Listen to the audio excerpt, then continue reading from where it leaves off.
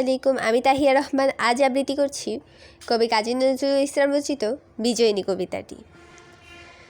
হে মোর রানী, তোমার কাছে হার মানিয়াছে সে, আমার বিজয় কেতন লুটায় তোমার চরণ তলে এসে।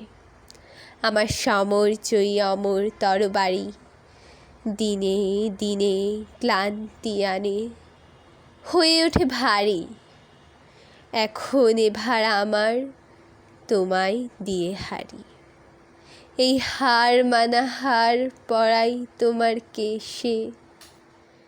ওগো জীবন দেবী, আমায় দেখে কখন তুমি ফেললে চোখের জল? আজ বিশ্বজয়ীর বিপুল দেউল তাইতে টলমল।